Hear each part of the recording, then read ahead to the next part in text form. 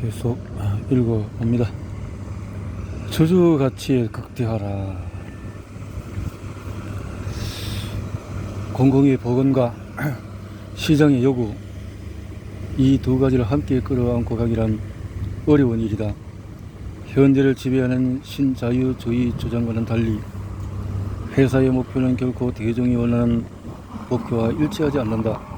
실제로 두 입장 사이에는 영원한 갈등이 존재할 수밖에 없다. 그 이유를 알기 위해서는 먼저 제약회사는 국민 건강을 위해서가 아니라 회사의 주식을 산 투자자에게 투자 가치 회수를 보장하기 위해서 만들어졌다는 것을 이해해야 한다.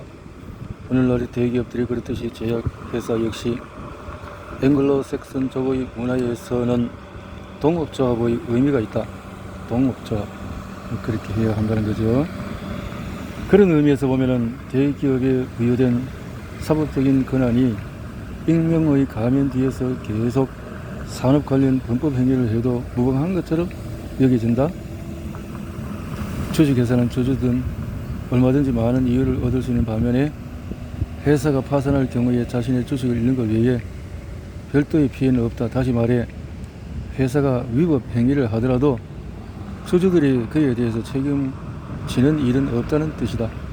주식회사란 마치 익명으로 자기 이름을 대체한 사람들이 만든 회사와 같다. 실제 개인 한 명 한 명의 구체적인 모습으로 드러내면서 도덕적인 인격을 나타내지 않는다. 이미 18세기에 살았던 인물인 영국의 대법관 에드워드 설러가 주식회사를 비난할 영혼도 채찍이랄 육체도 갖지 않는 존재라고 말한 것처럼 주식회사에 책임을 추궁할 사람을 지정할 수 있는 기본적인 기준은 존재하지 않는다. 이래서 무방하게 여겨진다. 그렇다면은 나쁜 짓을 해도 처벌받지 않는 특권을 누리는 다국적 기업은 왜 자신의 행동이 일으킨 결과에 대해서는 단기적 또는 장기적으로 우려하는 것일까? 우리는 특정 약품의 위험성을 환자에게 알리지 않은 채 처방을 내린 의사를 감옥에 보낼 수 있다. 하지만 수많은 부작용을 낳을 우려가 있는 약을 상품화한 회사를 상대로 구속하기는 힘들다. 신화를 빗대어서 비유하자면 불쌍한 외눈박이 거인 폴리페무스에게 오디세우스가 짓궂은 장난을 하며 조롱하는 장면처럼 우리는 속수무책으로 당하고 있으면서도 이렇게 절규하는 것과 다를 바가 없다. 아무도 날 죽이지 못했다. 감히 아무도 날 해치지 못해서 국민의 건강과 주주들이 투자이익 회수 사이에서 주식회사는 결국 앞으로 계속 후자를 선택하게 될 것이다. 일부 직원은 개인 감정에 사로잡혀 자신이 생산한 약품의 위험성을 최소화시키기 위해서 고군분투할지도 모른다. 아니면 침묵을 지키며 위험성이 있음에도 불구하고 모른 척 넘어갈지도 모른다. 하지만 여전히 주식회사는 인습대로 운영이 된다. 이러한 유형의 회사들이 존재하는 이유는 바로 주주들의 배를 불려야 하기 때문이다. 기업을 운영하는 관리인이 맡은 임무가 바로 거기에 있다. 따라서 제약회사 CEO의 잘못을 물을 수 있는 때는 바로 이 주주들의 돈을 잘못 굴렸을 때다. 대기업의 대표가 산지나 위상불량의 주범으로 지목되어서 회사를 대신해서 조사를 받는 일은 매우 드물다. 하지만 주가가 하강 곡선을 그리며 추락하면 그때부터 대표는 주주들에게 불려나가 바로 신문을 받으며 혼쭐이 난다. 자주 보는 사례가 황금 낙하산, 기업 다각화 전략의 일환으로 이전 회사의 경영자가 임기 전에 사임해야 할 경우에 인수하는 기업이 거액의 퇴직금을 지불해서 기업의 인수 비용을 높이는 전략의 경우다. 환경에 신경을 쓰이지 않았다고 또는 국민 건강을 돌보지 않았다고 거대 석유회사나 제약회사를 비난할 명분은 없다. 하지만 이 비인격적인 우두머리는 말 그대로 비도덕적이고 무책임한 존재다. 늑대가 가수원에 출몰했다고 해서 우리는 늑대를 욕할 수는 없다. 늑대는 원래 그런 동물이니까. 그러니 이 회사에서에게 자연 또는 인간을 위해서 적선해 달라고 요구하는 것 자체가 웃긴 일이다. 몬산토의 한 고위 간부는 폴리염화 폐비닐을 언급하면서 그 화학물질의 유해성에도 불구하고 무슨 수를 써서라도 자사 제품을 팔지 않을 수 없었다고 고백을 했다. 주주가치 극대화라는 개념이 있다. 이 개념은 미국의 다치 브라더스가 1916년 헨리 포드를 상대로 낸 소송에서 성소한 판례의 근거를 제공했다. 사건의 전말은 이러하다. 헨리 포드는 모델 T 자동차가 엄청나게 팔림으로써 높은 소익을 거두었는데 그에 대한 보상으로 직원들의 월급을 인상하고 소비자 가격을 내렸다. 포드는 이 산업적인 시스템이 이룬 효과를 더 많은 사람에게 분배하는 것이야말로 회사가 해야 할 역할이라고 말했다. 하지만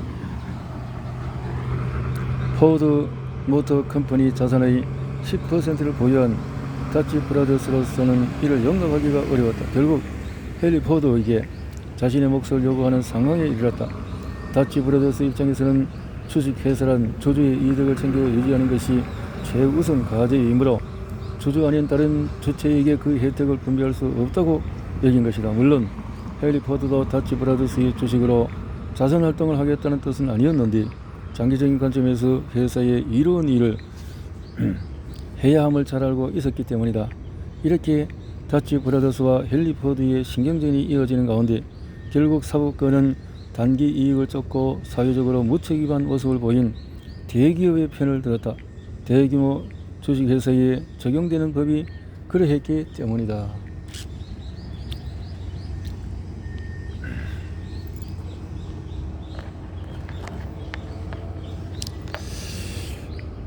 돈 없는 환자에게는 관심이 없다.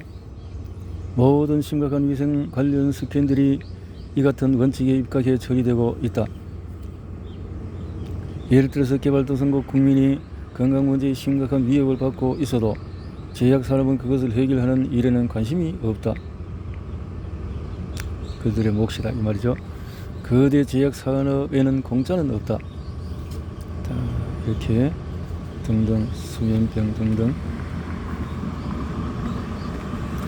공짜는 없다.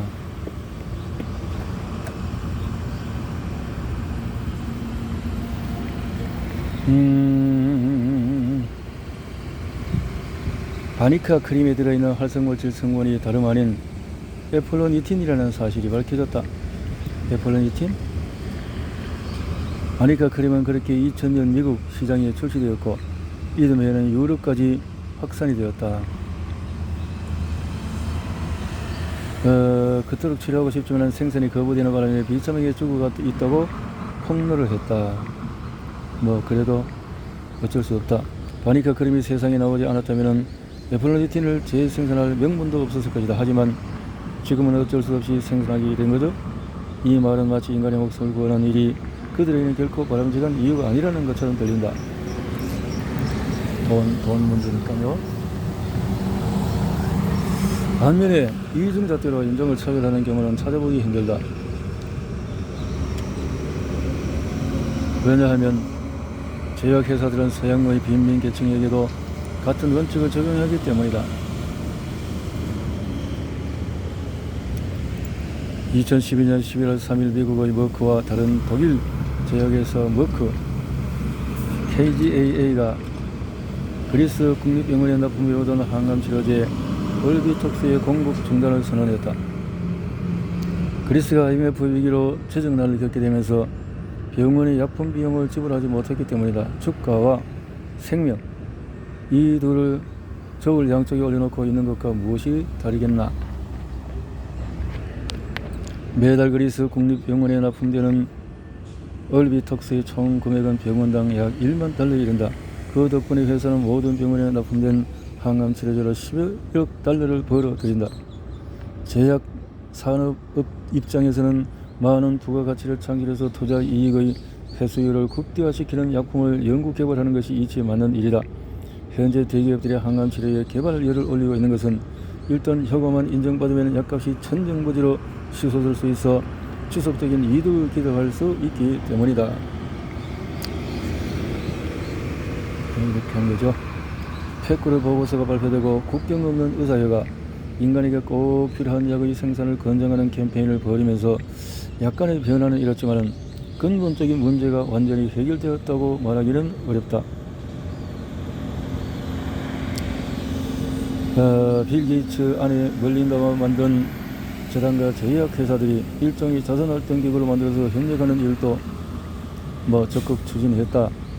특히 자선활동에 동참한 몇몇 제약회사는 기업이 제3세계를 도왔다는 점을 홍보 전략의 일환으로 삼았다.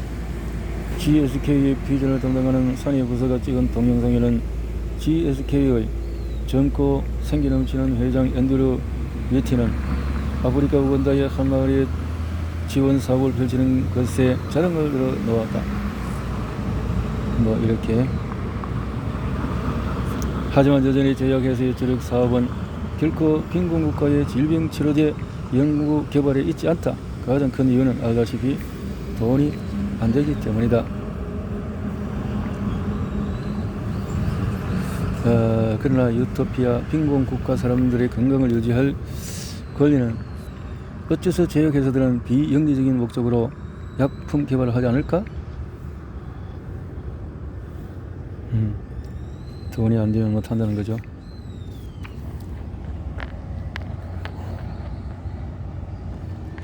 돈이 안 되면 못해요.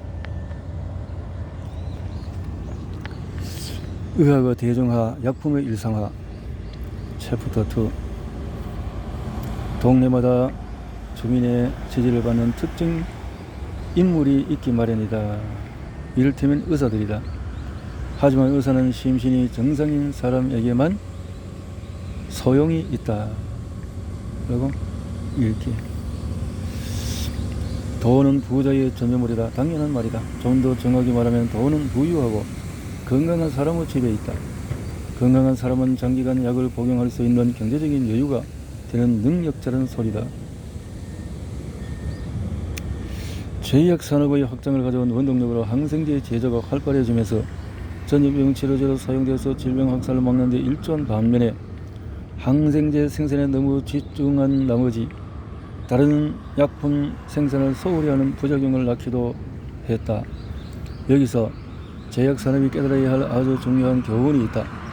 효과적인 약품을 대량 생산하고 해당 제약회사가 부를 창출하는 동안에 다른 잠재 가능성이 있는 시장을 보지 못하는 결과를 낳을 수도 있다는 것이다. 건강한 사람은 아직 알려지지 않은 병을 가진 환자다. 아직 발생하지 않은 질병에 대비한 약품 개발 역시 괜찮은 사업 아이템이다. 다시 말해서 건강한 사람을 대상으로 한 약품에도 주목할 가치가 있다. 현대의학의 천재적인 선구자인 크노크가 이미 이론화한 것처럼 돈벌이가 되는 고객은 환자들만이 아니라 현재 건강한 사람들, 즉 아직 발생하지 않은 병을 보유한 자들이다. 의사가 작년 여름에 당신이 쓴 논문이 통과되었다는 말씀인가요? 네, 맞습니다. 이것이 오늘의 현실이다. 2002년 BMS 에버트 엘리 릴리사는 새로운 항생제 개발과 관련된 모든 연구를 중단했다. 백테리아들은 오래된 치료제에 내성이 생겼고 저항력이 커졌다. 그래서 예전 같으면 고전적인 치료법으로 얼마든지 쉽게 치료할 수 있었던 병들이 제대로 치료되지 못해서 선진국에서조차 수만 명의 사망자가 발생하는 불운을 겪었다. 심지어 제약 사람은 원인과 치료 방법 둘 다 알 수 없는 이른바 고아병에 대해서는 도통 관심이 없다. 게다가 이런 고아병은 소수의 사람들만 걸리는 데다가 한 번 걸리면 금세 증상이 악화돼서 사망하기 때문에 더더욱 주목을 받지 못했다. 어쨌든 많은 이들이 여전히 뇌졸중과 심장병을 앓고 있습니다. 다른 사람 죽는 환자들 살리려다가는 어떻게 돈을 벌고 출세하겠습니까? 그렇고 환자를 오랫동안 장기 고객으로 삼는 것이 이윤을 챙기는 확실한 길이라는 뜻이 아니고 무엇인가? 이런 말은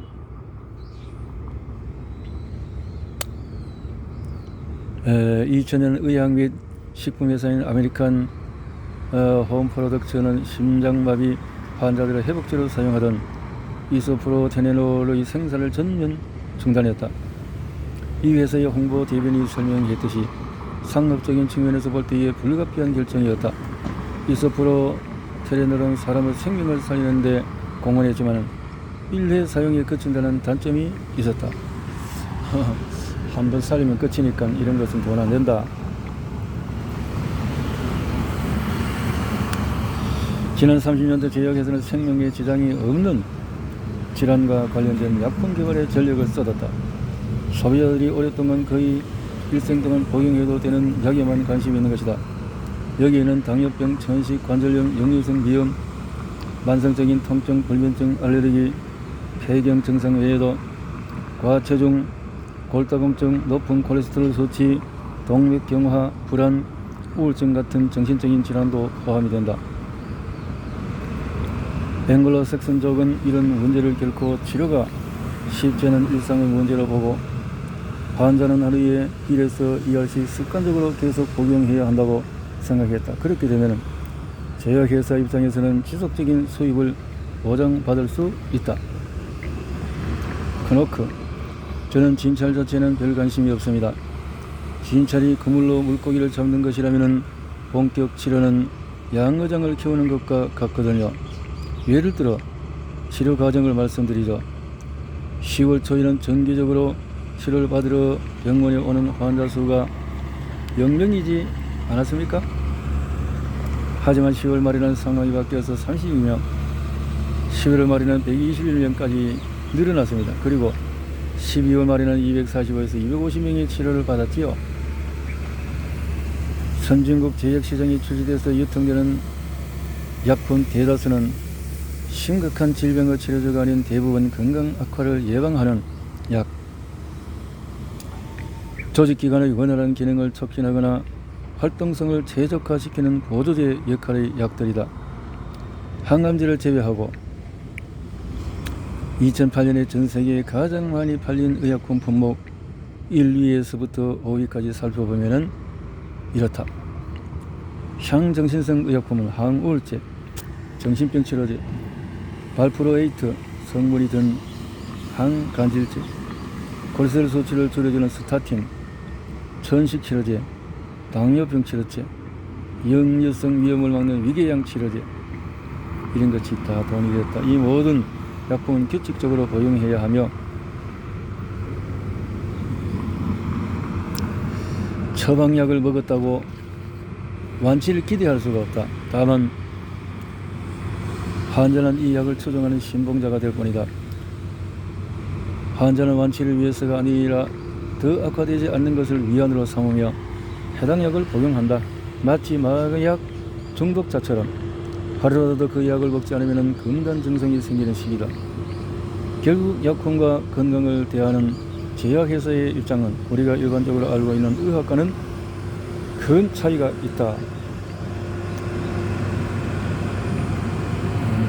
크노크: 저희가 주관한 첫 파트에서도 나온 얘기로 크게 호응을 얻지 못했던 잠복 성격의 세균 보호균자에 대해서 말씀드리죠. 분석 결과를 이해하기 쉽게 정리하면 우리는 멀쩡한 것처럼 길거리를 돌아다닐 수는 있어요. 적당히 살이 오른 건강한 얼굴에 혀는 분홍빛을 띠겠죠. 또 식욕도 왕성하고 극복인 정상인처럼 보일 수도 있습니다. 하지만 몸속에는 그것으로 헤아릴 수 없는 간균이 있을 수도 있어요. 신종 바이러스를 일으키는 세균들이 있는 거죠.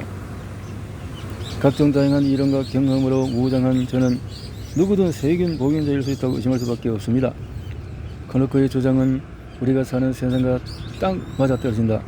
요즘 제약회사의 지원을 받아서 발간되는 의학학술지의 내용을 살펴보면 건강한 사람일지라도 자신이 병든 것을 모를 수 있다는 가설이 설득력을 얻는다. 그래서 잠재 가능성이 있는 병을 미리 약과 치료로 예방하는 것이 대유행이다. 매력적이고 건강미 넘치는 남성일지라도 결코 건강한 사람이라고 단정 지을 수가 없다. 동맥경화증, 높은 콜레스테롤 수치, 과체중, 흡연, 여러 위험들이 조용히 살인 행위를 저지르고 있을지 모르기 때문이다. 혈중 콜레스테롤 수치와 암 발생의 통계만 봐도 우리는 요즘 현대인이 이론적인 통계에 얼마나 민감한지 잘 알 수 있다. 한마디로 모든 사람이 다 병자다. 현재 건강이 양호하다 해도 정상인가 이렇게 기준이 사라진 지 오래다.